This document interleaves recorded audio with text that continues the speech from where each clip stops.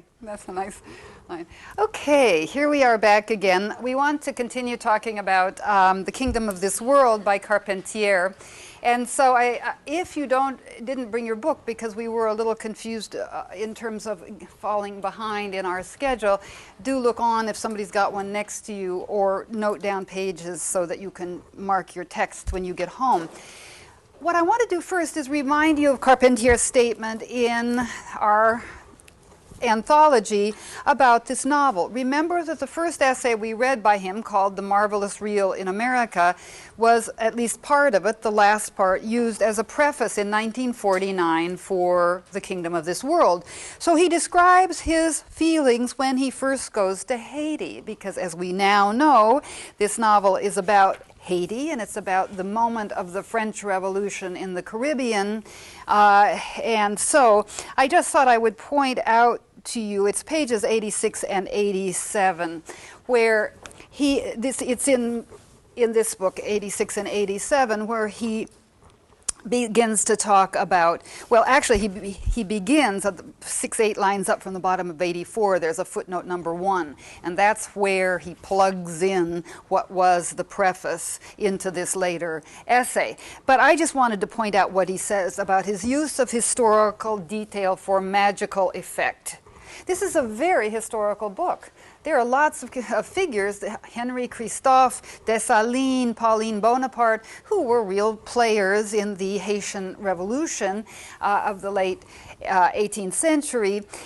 So, but it's interesting here, and we've seen it with Garcia Marquez in 100 Years of Solitude and other Latin American writers, that they want to talk about the history. They want to write a historical novel. They want readers to be aware of Latin American history at the same time that they're magical realists, at the same time that things happen that don't usually happen in realistic novels.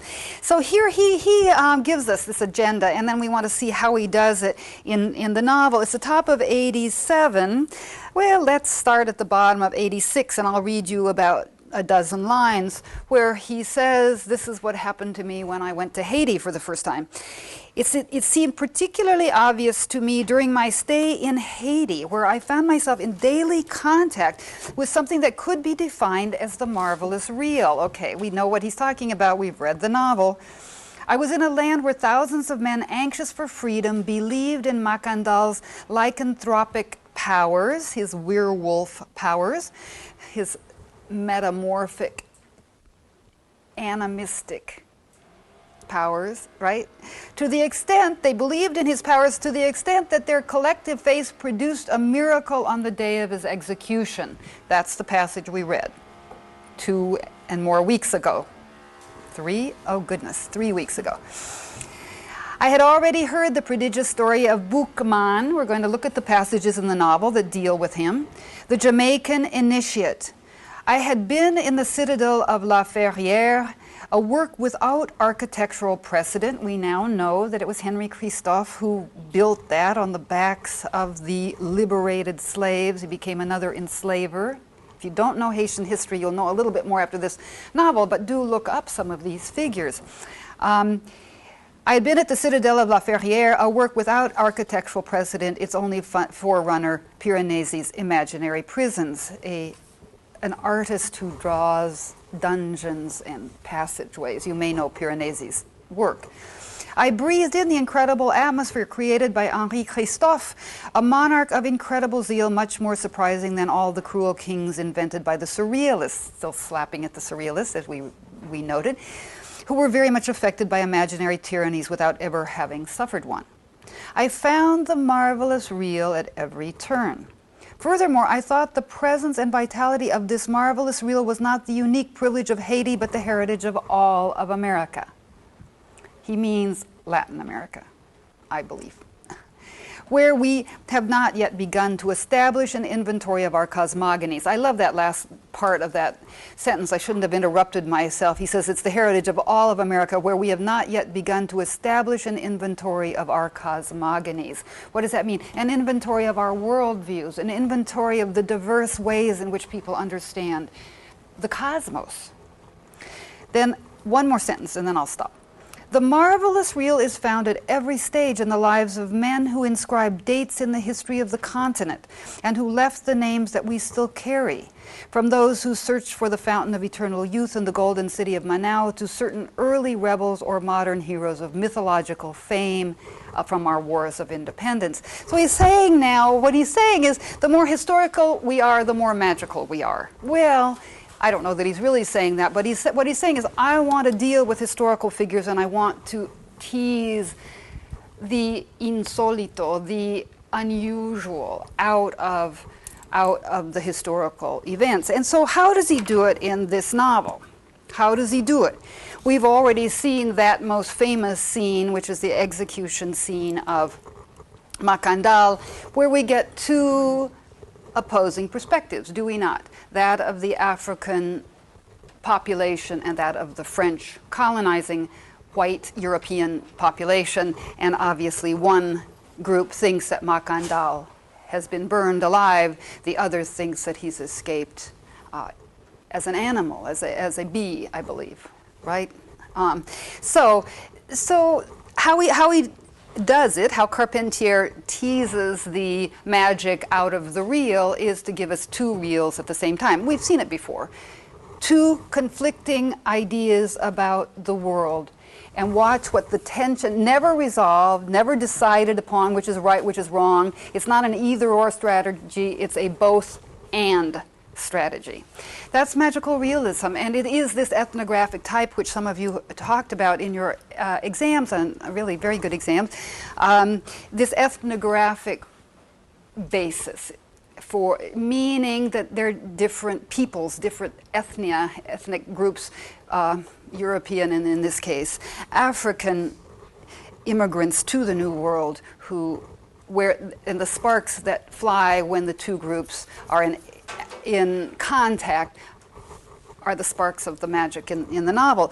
So we don't need to belabor it too much, but I do feel there are many scenes where the animistic beliefs of T. Noel and African slaves, and then freed men, we see that process, animistic beliefs that allow for escape, allow for disguise, allow for a kind of subversive position with respect to European authority. So let's just look at some of those, and I thought we might, so what happens in my generalization, I just noted it on my notes, is that each event in the Haitian Revolution is associated with supernatural elements. Now, not all of them, the events in the Haitian Revolution were associated with supernatural elements, but that's what Carpentier wants to do. That's why I love that half sentence that I just read you from his essay. We have not yet begun to catalog or count our cosmogonies. This is a book that begins to do so, that begins to tap into those cosmogonic, theological, ontological systems and their conflict. Phil, if you'd put up my lame map, you have a good map on your, it's on the tablet here. You have a good map on the website, but I just kind of wanted to remind you of where we are talking about. It's an island, of course, in the Caribbean. Here's Florida, our swing state up here, and you know how close Cuba is. And then this is going to be Central America, and I didn't get my proportion right because up here should be the Yucatan Peninsula just to the left of Cuba. That between the Yucatan Peninsula of Mexico and Cuba is some very few miles. But you'll see the idea, the Antilles, Barbados down here on our lower right-hand corner, and then Trinidad and Tobago off of the coast of Venezuela. So it's all very schematic, but our concern here is the island of Hispaniola. And to this day, of course, it's called Hispaniola. Columbus found his way there in 1492, December 6th to be exact. We don't know, remember October 12th is Columbus Day, so it took him a couple of months to find his way to Hispaniola, but it was, along with Cuba, the first real population, significant Spanish colonization. So it's an important island, and what you see is Haiti, French-speaking on the west side, and the Dominican Republic, Spanish-speaking on the right. That's the result, eventually, of all of the stuff we're reading about in this novel. The island is ceded. It starts out to be Spanish. Spain in 1795, you can do a better job of the history than I will, because I want you to read up on Haiti, but in 1795, now figure 1776, what's happening at the end of the 18th century all over the Americas? Movements of revolution and independence, right? It takes Mexico till 1821. You know, for us in the US, it takes longer than 1776, the 4th of July, the Declaration of Independence. It takes a decade or a dozen or so years until there's a constitutional Congress and so forth. You know your American history. Well, the same thing is going on in the Caribbean. What's Bastille Day? Our 4th of July starts in 1776, starts the process of independence. In France, the process of independence is Bastille Day, the 14th of July. If you've been in France on the 14th of July, you're very lucky. It's lots of fun. It's the 4th of July à la Française. That's 1789. You should know the storming of the Bastille, 1789. What happens in the French and Spanish Caribbean at this time?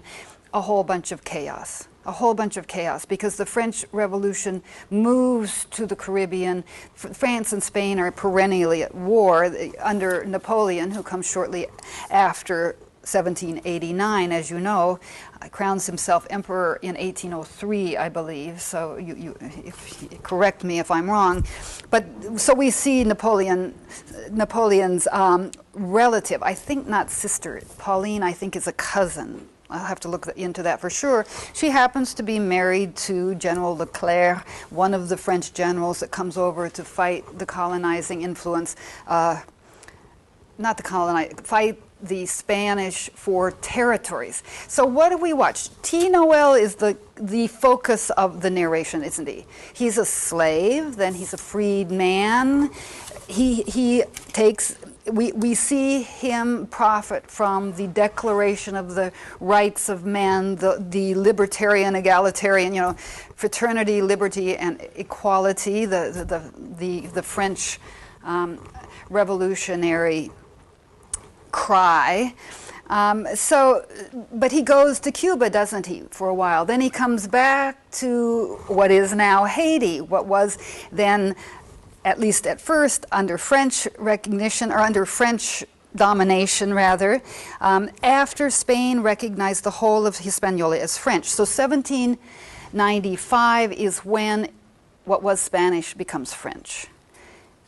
But by 1804, so figure just there at the turn of the 1800s, black generals take over, including Henry Christophe, become emperors, little emperors, just like Napoleon in France. So all of that liberty and equality becomes quickly an imperial regime. So what we have here are the winds of war, the winds of revolution in the Caribbean at the time of the French Revolution. The U.S. recognizes Haiti only in 1864. I have to look into why it took us so long to do that, to recognize Haiti. But anyway, revolution after revolution, and that's what we're seeing. Now, I want to follow some of the historical figures that he mentions, that Carpentier mentions in the passage, in his essay, which we've just read, pages 87, top of 87. Bottom of 86, so that you have that reference. First, let's look at Makandal one more time, page 36. I believe we all have the same pagination. I'm just going to check that for sure.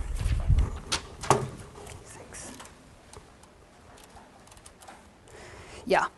Page 36, we get a reference to Makandal. It's going to be at the end of the next chapter that we watch him be burned at the stake, or rather escape, depending on your point of view. But I just want to show you certain passages where what Carpentier is doing is associating the supernatural with the events of the Haitian Revolution, so that this magical real becomes operative in the novel in the way it does. So it's just that middle paragraph there, start there, it's about a third of the way down the page. One afternoon when they threatened to let him have a load of buckshot in the ass, the bow-legged Fula finally talked. Makandal, the one-armed, now a Hugan of the Rada right, invested with superhuman powers as the result of his possession by the major gods on several occasions, was the lord of poison. Endowed with supreme authority by the rulers of the other shore, he had proclaimed the crusade of extermination, chosen as he was to wipe out the whites and create a great empire of free Negroes in Santo Domingo. Thousands of slaves obeyed him blindly. Nobody could halt the march of the poison. Okay, so the narrator reports to us that he is empowered because he is possessed. The belief system of those who follow him, the slaves who were told obeyed him blindly. What we know is, in fact, well, you see, now I'll do my Western perspective. What we know is he's poisoning white people. It's poison that is his, and that is why he's caught and burned at the stake. But look at what, it's really very beautifully done, it seems to me, that Carpentier explains why it's not just poison. It's not just poison and a kind of clever fellow that makes him be followed by the other slaves. So I just wanted to point that one of these moments where, again, we get both perspectives, and indeed what's privileged in my view is T. Noel's perspective, because it's he who's our guide throughout this novel, this older, unassuming African slave, then free man. So I think our focus is on the dispossessed masses. It's on, as well, the ways in which those masses allow themselves, I say, to be used. And that's, again, a Western perspective, the ways in which they follow leaders who are divinely inspired for reasons that don't seem terribly clever to me, but that's because I'm not them, if you see. So we're always going to be negotiating between these different cultural modes. So there's that. Let's just keep going through the pages here. I want to show you how his treatment of Bookman's revolt, pages 66 and 67. Remember, he mentioned Bookman just in a teeny little phrase in the essay we just read. He says the Jamaican initiate.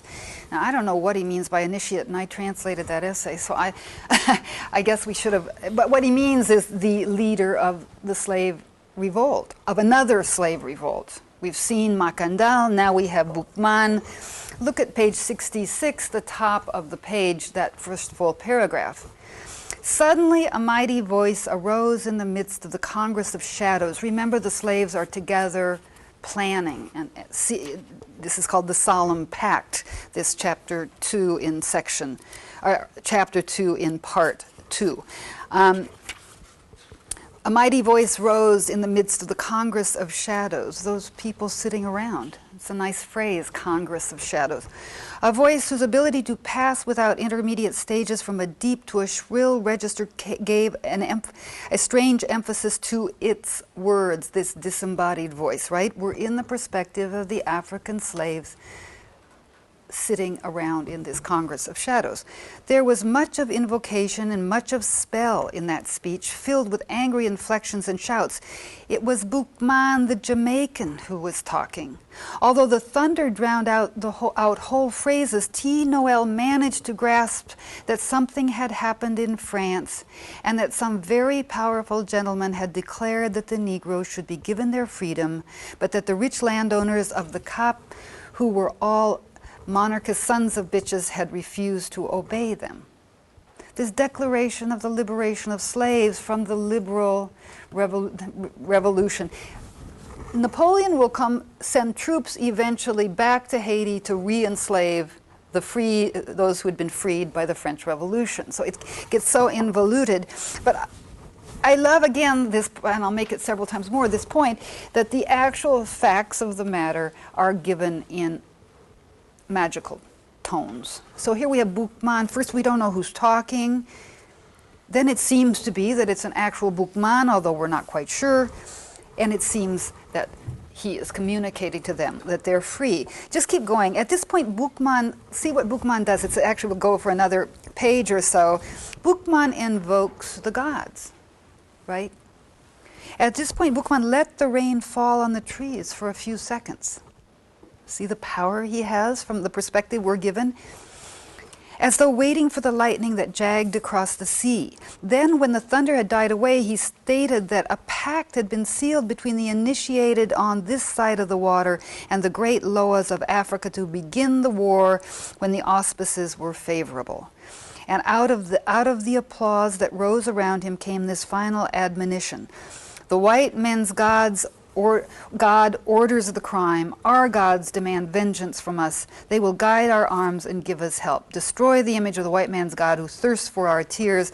Let us listen to the cry of freedom within ourselves. So Bookman beginning another rebellion, another revolt against the white colonizing forces. And then, as you know, when you finish, we won't go down past this point in this passage, but 67 and 68, we see the gods of the storm are invoked. The rebellion is, let's say, inspired, empowered, that's the word. The rebellion is empowered by the gods. And then just the middle of 68, we see this T. Noel. He kind of has shifted to the background for a moment, but about a teeny bit above the midway point on the page, we see the sentence, T. Noel, like the others, swore always to obey Bookman. The Jamaican then clasped in his arms Jean-Francois, Biassou, and Jeannot, who would not return to their plantations that night, and so forth. So the black generals now, the black army start to take over. These are Haitians in the French army. So that's the Bookman's revolt. The French Revolution we hear about, you know, the rights of men. Some gentlemen across the sea had declared the slaves free, but that's not Carpentier's interest. Carpentier's interest is the way in which events from Europe echo through the different culture of Haiti. Now, if remember here, it's almost here, 80, 81, where we see T. Noel go to Cuba. What happens? His French master, owner, in what was Santo Domingo, which becomes Haiti.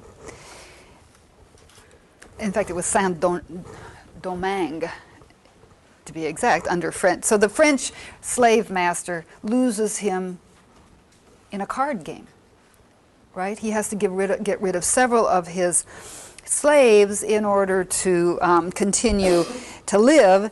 Look at 78, will you?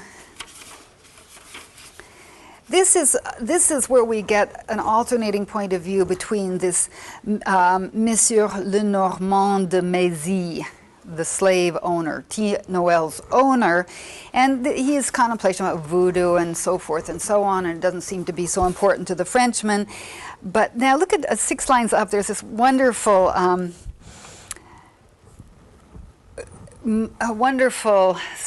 phrase which I want to point out to you, 6 lines up. Now that he remembered this, he, the French slave owner, colonizer, it filled him with uneasiness, making him realize that in certain cases a drum might be more than just a goat skin stretched across a hollow log. What does that mean? It means that he starts to understand that the slaves are communicating with each other and indeed with the gods through their drums. The slaves evidently had a secret religion that upheld and united them in their revolts, which we've been seeing all along.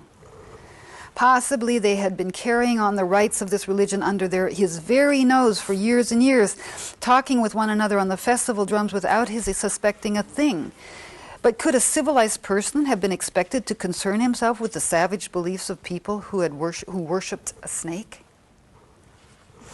Remember the statement, and I'm going to read it to you, in the second essay, which to me is the important statement of the second essay by Carpentier. It happens to be on page 98, where he speaks of in America, the continent of symbiosis, mutations, vibrations, mestizaje, has always been Baroque. And that it's there, and also the other another page, which it follows shortly, and I don't have it marked, page 100, round 100, where he says, why is Latin America the chosen territory of the Baroque? Because all symbiosis, all mestizaje engenders the Baroque. The American Baroque develops along with the Criollo culture. You remember that? So what we know is that Carpentier celebrates syncretism, celebrates cultural mixing, celebrates the confluence of cultures in Latin America. And here what we have is a character, a French slave owner who can't possibly begin to celebrate such a thing. But we read through this Le Normand's stupidity. How could anybody be interested in savage beliefs of people who worship the snake? We read through that into Carpentier's own celebration of precisely the opposite, precisely his celebration of the conjunction of cultures. Conjunction and also sometimes conflict, as we see in this novel, and sometimes even destruction of cultures. It's fine to celebrate mestizaje, and another to notice that indigenous populations were decimated during the first years of the colonization, but nonetheless, that's the cultural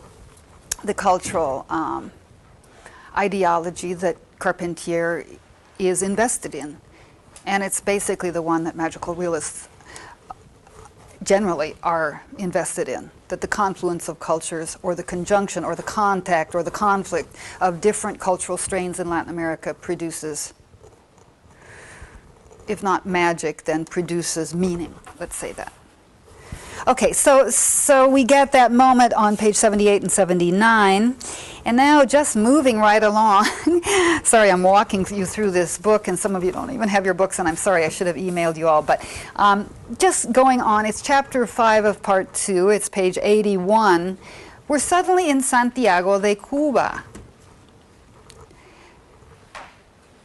Why? Because T. Noel has gone to Cuba, been bought, or let's say been won in a card game, and so he goes to Cuba.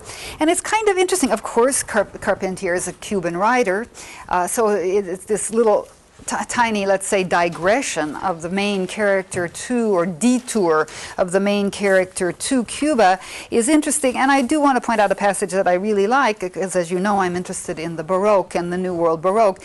Page 86, where we have T. Noel in a church for a moment. It's Spanish Catholic church rather than the French of the world he's just left, of Haiti.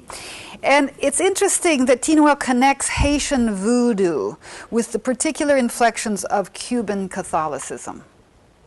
And I just thought I'd point that out to you because we've seen some images of Baroque retablos, Baroque altars that are not unlike this. This is describing Cuba, but it might as well describe Mexico and Ecuador, Colombia, those counter-Reformation cultures that are Spanish-based or Portuguese-based, actually, as well.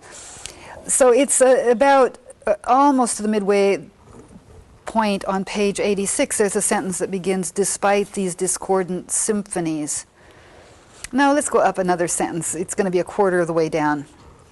He's in the church. It's we'll find out. It's a particular church. In fact, I'd love to go to the Cap, which is, of course, a town in... anyway, let's just read it. I'm getting confused here. But this was undoubtedly pleasing to the verger, a personage to whom T. Noel attributed great ecclesiastical authority because he went armed and wore pants like other men. Despite these discordant symphonies which Don Esteban Salas enriched with bassoons, horns, and boy sopranos, the Negro, that is T. Noel, found in the Spanish churches a voodoo warmth that he had never encountered in the Sulpician churches of the Cap, the French Catholic. The French Catholicism was never into the Baroque in the ways that Italian and Spanish and Portuguese were.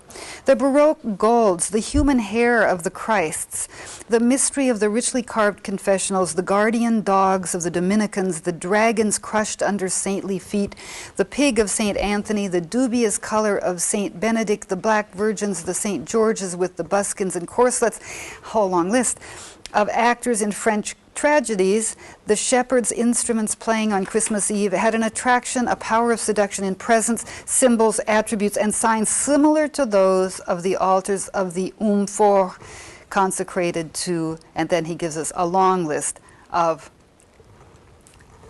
African gods, but in Catholic garb. The Umfor's consecrated to Dambala, the snake god. Besides, St. James is Ogun Fai, marshal of the storms, under whose spell Bookman's followers had risen, and so forth. Here's another little syncretic moment. Again, Carpentier is wanting to say about Latin America, and particularly about this time and place, that we can conflate voodoo practices with Spanish Catholic practices in Santiago de Cuba in ways that T. Noel gets. He understands. There's a lot of... And then he says at the end, he speaks of the snake god. He says, besides, St. James is one of our gods. Again, that conflation of cultural systems where different consumers can get different things altogether out of the same object or the same personage. So I think here what Carpentier is interested in, remember he was born of French parents, spoke Spanish with a French accent his entire life, but very much a Cuban writer. Of course he's going to be interested in the conjunction of the French and the Spanish in the Caribbean. And what he's proposing in a scene here, and I think what by inventing this little detour for T. Noel to Cuba, he's investigating those similarities between the African roots of both cultures, the similarities of the cultures through their common link to African populations and African belief systems. So I point that out there for that reason, as well as because I'm interested in the Baroque and the ways in which idols behind altars operates in the Catholic, in the Baroque of Catholics, the Catholic New World. So Portuguese, French, and Spanish, but here there's a fine point being made about the distinction between French and Spanish. Okay, moving right along. How are you doing out there? Are you getting tired of me moving right along? I'm doing all the talking. I feel like we just have to do this. Let me do one more passage and then I'll let you go. So we're in Cuba in part 2, chapters 5 and 6.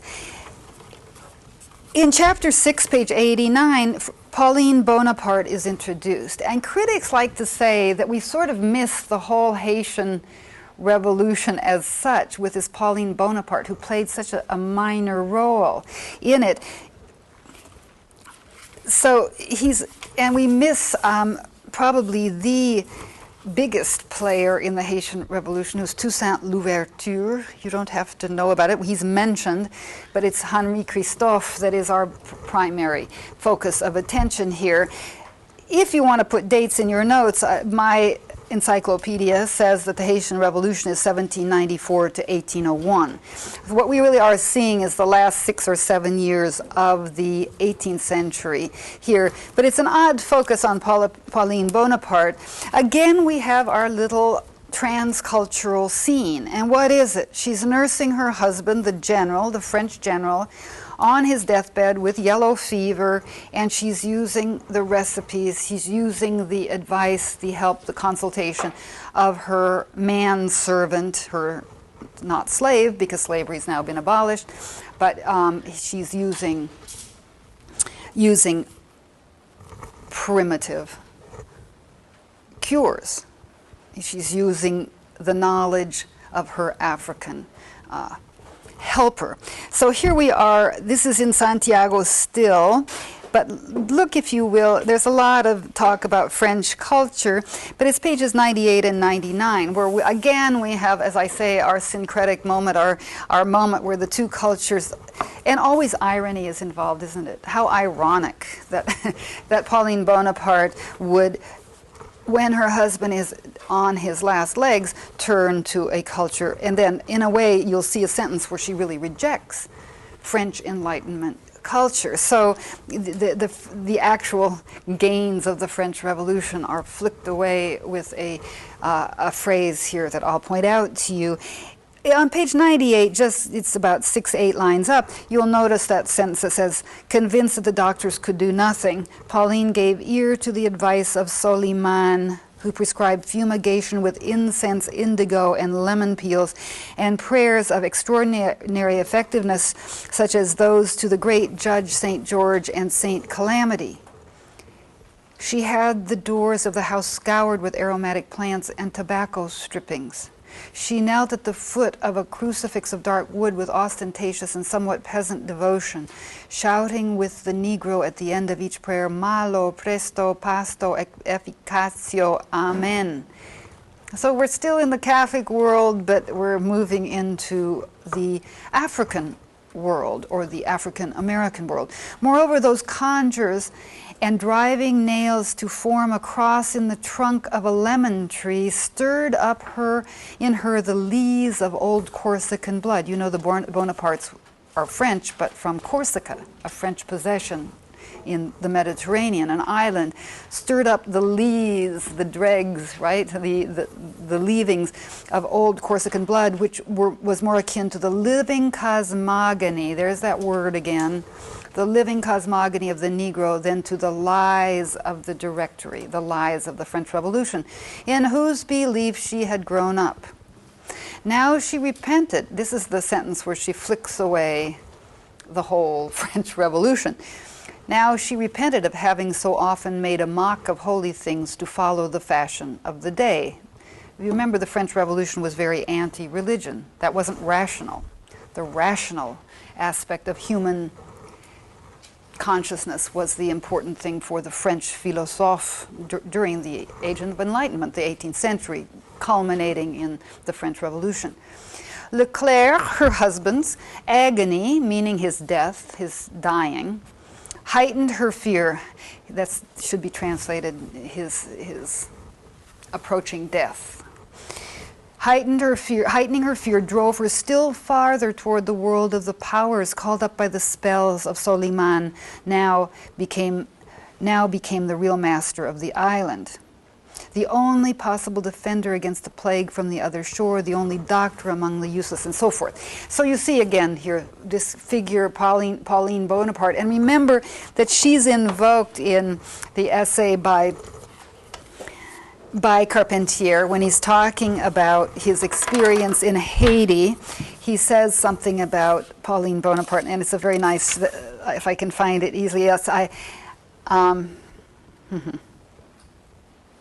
yeah, let me just read this. He mentions Pauline Bonaparte, and especially the ruins of Sans-Souci, which were the palace, the mansion.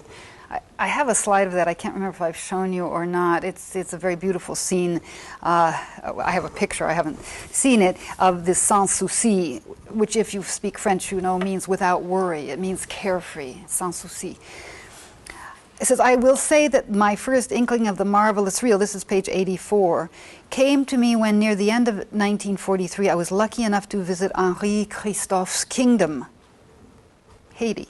Such poetic ruins, Sans-Souci and the bulk of the citadel of La Ferrière, imposing intact in spite of lightning and earthquakes, and so forth. Then he speaks of Pauline Bonaparte. He says, I saw the still Norman Cape Town, the Cap Français of the former colony, where a house with great long balconies leads to a palace of hewn stone inhabited years ago by Pauline Bonaparte.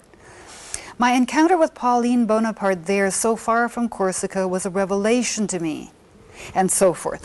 So he mentions Pauline Bonaparte several times, so somehow he's intrigued with the notion of this figure, a kind of female guide of his into this complex world of Haiti that he then writes about in this novel. Okay, I'm going to stop there because I'm just talking at you too much. Bring your books, will you? Bring both this book and Tracks for next time. Take a reminder, take a little refresher course on this book. It's a central book to our consideration of magical realism. And if you haven't gotten a good start on Tracks by Louise Erdrich, please do so.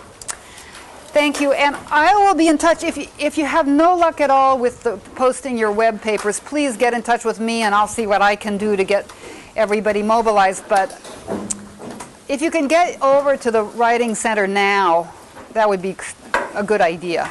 Did you get back the midterm?